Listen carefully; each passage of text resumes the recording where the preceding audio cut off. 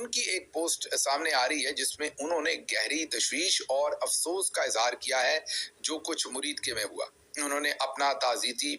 جو ایک پیغام بھی بھیجا ہے اور ساتھ اس امر پر زور دیا ہے کہ طاقت کے استعمال کی بجائے بات چیت کے ساتھ مسائل کو حل کیا جائے۔ سوچئے معاملات کس طرف گئے ہیں کہ اب افغان حکومت جو ہے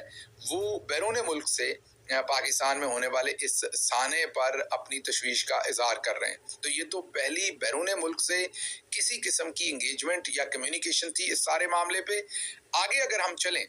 تو جو موجودہ حکومت کے مشیر ہیں رانا ثناءاللہ، انہوں نے اب ایک نیا کٹا کھول دیا ہے۔ انہوں نے کہا ہے کہ تحریک جو تھی ان کے کوئی بھی مطالبات نہیں تھے، وہ صرف اسلام آباد آ کر ایک غیر ملکی ایمبیسی میں یادداشت جمع کرانا چاہتے تھے۔ ان سے اینکر نے دوبارہ پوچھا کہ کہا تو یہ جا رہا ہے کہ ان کے بہت سارے مطالبات تھے، 8 مطالبات تھے، 10 مطالبات تھے۔ رانا ثناءاللہ نے کنفرم کیا کہ ان کے کوئی مطالبات نہیں تھے، وہ صرف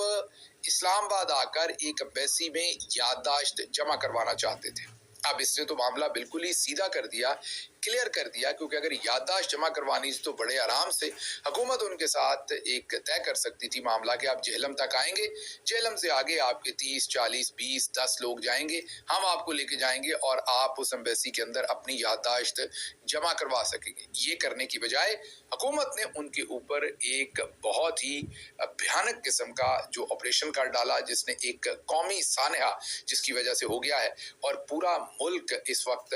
تشویش میں بھی ہے، غصے میں بھی ہے، غم میں بھی ہے اور سہما ہوا بھی ہے۔ یہ اب وتیرہ بن گیا ہے سیدھی گولیاں چلانے کا۔ اس سے پہلے یہ 26 نومبر کو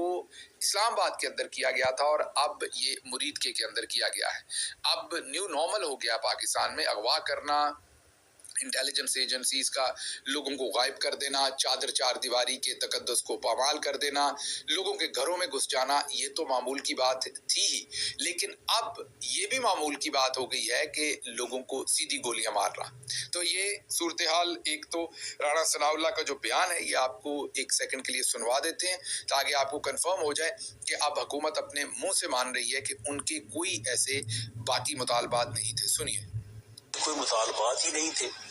وہ صرف یہ لانگ مارچ کرتے ہوئے اسلام آباد آنا چاہتے تھے اور اسلام آباد میں ایک غیر ملکی ایک فورن ایمبیسی جو ہے وہاں پہ وہ اپنی یادداشت پیش کرنا چاہتے تھے، جو کہ گورنمنٹ کے لیے ایکسیپٹیبل نہیں تھی کہ ان کو اسلام آباد تک مارچ کرنے دیا جائے یا اسلام آباد میں وہ داخل ہوں یا وہ جو فورن ایمبیسیز کا ایریا ہے وہاں پہ جائیں۔